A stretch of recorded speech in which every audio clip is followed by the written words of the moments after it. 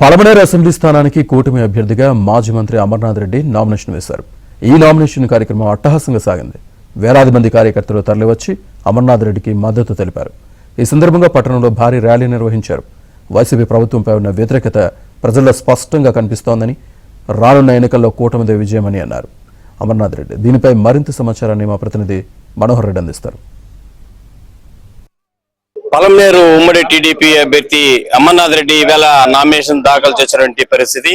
Palamaner nomination చరిత్రలో ఈవేళ record సృష్టించారు. ఎందుకంటే అంత భారీ జన సందోహం మధ్య ఈవేళ ఆయన నామినేషన్ పర్వాన్ని కొనసాగించినటువంటి పరిస్థితి. నామినేషన్ కార్యక్రమానికి చిత్తూరు పార్లమెంటు అభ్యర్థి దగ్గుమల్ల ప్రసాదరావు కూడా హాజరైనటువంటి పరిస్థితి.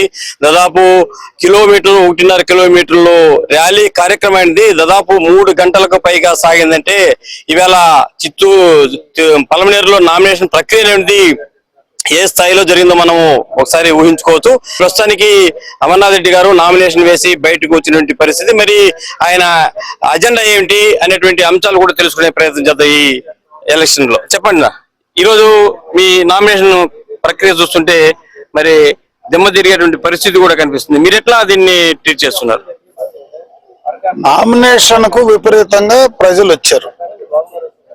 అది స్వచ్ఛందంగానే వాళ్ళు రావడం జరిగింది. ఇంతమందిని మొబిలైజ్ చేసి అంతసేపు నిలబెట్టాలంటే మామూలు విషయం కాదు. ఎండలో స్వచ్ఛందంగా వచ్చారు కాబట్టి ఈరోజు 40-45 వేల మంది నిలబడగలిగారు రోడ్లో.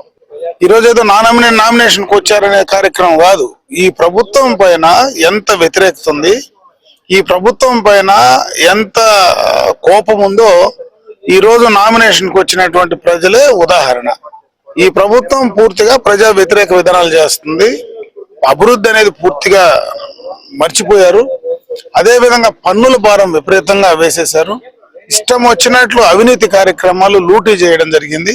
ఎవరు మాట్లాడితే వాళ్ళ మీద తప్పుడు కేసులు పెట్టి వాళ్ళను బెదిరించి భయపెట్టి దౌర్జన్యాలు చేసేటువంటి కార్యక్రమం.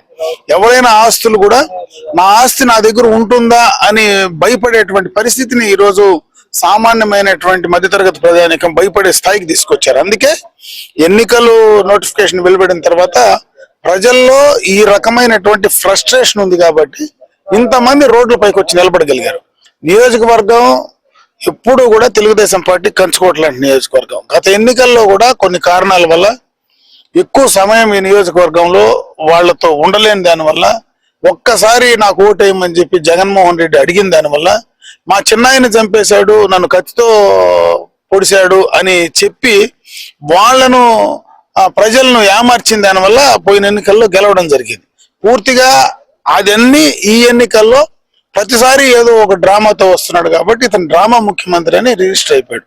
కాబట్టి ఈ ఎన్నికల్లో ఆ పరిస్థితులు ఏం లేవు. వన్ సైడ్ గా ఈ ఎన్నికలు జరగబోతున్నాయి. రాష్ట్రంలో అన్ని నియోజకవర్గాల్లో దాదాపు గెలవడానికి తెలుగుదేశం పార్టీ సిద్ధంగా ఉంది. ఏదైతే ఈవేళ పలమనేరు అసెంబ్లీ నియోజకవర్గానికి నామినేషన్ మాజీ మంత్రి అమర్నాథ్ రెడ్డి నామినేషన్ సందర్భంగా హాజరైన ప్రజలను చూస్తుంటే వైసీపీ విరుద్ధం ఖచ్చితంగా ఈసారి ఓడిపోయేటువంటి పరిస్థితి అయితే నెలకొంది. ఈ డ్రామాల ముఖ్యమంత్రిని ప్రజలు నమ్మేటువంటి పరిస్థితి లేదనేటువంటి ఒక విషయాన్ని కూడా ఇక్కడ ఈవేళ వీరు స్పష్టం చేస్తున్నటువంటి పరిస్థితి.